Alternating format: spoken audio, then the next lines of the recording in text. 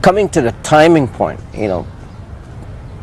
taking the youth, they are filled with studies, homework, and a lot of other watching TV. There are a lot of things going on. How do you prescribe timing? Because today the yoga or all these mechanisms are preached in a different way. Some people say, okay, do 1 minute a day, or 3 times a day, or only morning, evening. How this can be done? What sort of timing you prescribe? The best timing to do any form of physical activity in terms of the Hatha Yoga I'm talking about is the early morning time. So if you want to practice the Surya Namaskars, then again, as the name suggests, when the sun rises. So that is the best time where you can absorb prana from the sun. So we're looking at, again, the key word here is optimizing energy in the system and also putting the energy to good use. So when we wake up in the morning, draw the prana from the air, draw the prana from the sun, that is the best time to start. You start the day also very, very well. For some of the stress management, you said, while in the work, they can take few minutes away from the work, do some breathing, then go back to the work. So it's not like a kind of a fixed timing. Yes, in that case it is not. So better than not doing anything Correct. at all. At least something is better than nothing. Yes, and definitely not after you've had food. That of course I mentioned, but along the day if you can just shift something in your system. The role of parents or elders is so much crucial in young minds' life.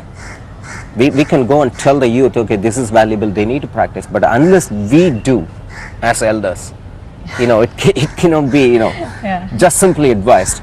So what is the role of the parents or elders or teachers in propagating or in advising this tool? Okay. No, that's a very, very good question, because children learn through watching another person's behavior. They don't learn through words. So if the father is smoking or drinking and he tells his son, don't drink, don't smoke, it's bad for health, invariably the son is going to pick up the behavioral patterns of the father. He's not going to listen to the words of the father. So the parents have to teach through example. And also the role of the teachers is very, very important. That's why in the yogic system, the acharya or the acharini is very, very important. The guru is very, very important, because the guru practices what he preaches. He doesn't sit there, drink and smoke and then tell others, you don't do this. So the students learn from the behavior. Live by example. Yeah, live by example. And that is what a gurukulam actually means. Gurukulam, the womb of the guru. So you're going into the womb of the guru and literally being born again. There is the concept in Christianity also, born again. Correct. Christians. So you say, okay, whatever happened in my life, whatever wrong habits I have, now let me go into the womb of the guru, train myself or be reborn again to positive patterns. That's the emphasis. What is your future plan? How do you have any plans to take this methodology to Western countries or presenting it in a different forms?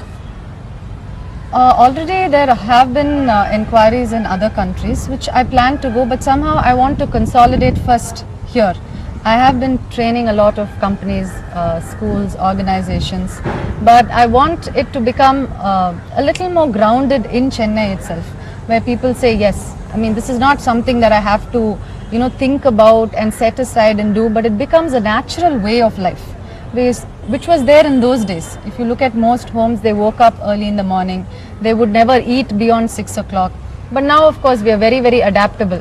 Supposing we have to work or wait in the office till 12 o'clock, then we end up eating at 12 or 1 in the night, which is very, very unhealthy for the system.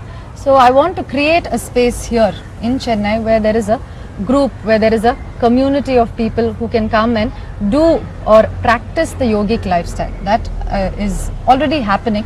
I want that to just enlarge a little bit more. And yes, I also want people abroad to understand the true context of yoga, because most people, when they think of yoga, they look at it as just asanas. Or absolutely, it's asanas, pranayama, or at the most meditation, samadhi. It's evolution.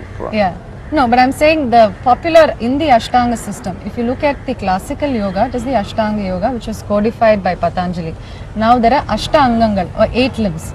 Now of the 8 limbs, I'm saying the most popular seem to be asana, and pranayama, and then on the other hand it is meditation and samadhi. So nobody looks at the first two limbs. The first two are yama and niyama. Now if you look at yama, yama means control, and you're controlling your animal nature. So all of us have an animal nature in us where we say, okay, I will kill, I will cheat, I will do anything to survive. And you're simply looking at it and restraining it and saying, I'm no more in a jungle.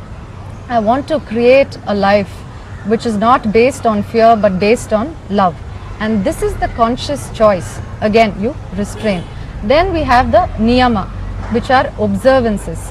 So you observe cleanliness, saucham, again the saying, cleanliness is equal to godliness. So there is a clean body, clean emotions, constant processing and releasing of emotions, and also good positive thoughts.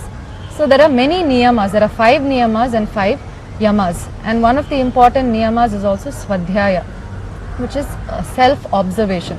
So constantly we are observing ourselves very dispassionately. We're not condemning ourselves, we're not justifying what we do, we're not identifying with this and saying I'm an angry person or I'm a bad person, but simply observing ourselves in different situations and saying, okay, this is how I relate in different situations. Maybe I can change something about it. So the yama, niyama, then only asana and pranayama come. So the asanas and pranayama have to be looked at in this context. So when you approach the asana also, you're not pushing your body too much. Now that is one of the things that most people get into. They haven't done anything for 20 years of their life. Suddenly they go into an asana class. Now they get a little greedy because everybody is doing, I need to do like. I also need to do it. They don't follow ahimsa, which means they push their body much beyond its capacity, and they end up hurting a back or a bone or whatever part of the body that is being stretched. So we have to apply the yama and the niyama also to the asanas, the practice of the asanas. That is important. Mind is not the container to be filled in. It should be a fire which should be kindled. I hope Maitreyi would have done a job. On behalf of you and me in the Kendra, thank you, Maitreyi. Thank you so much. It's so much interesting. Hope the viewers get the benefit. Till we meet next time, good night.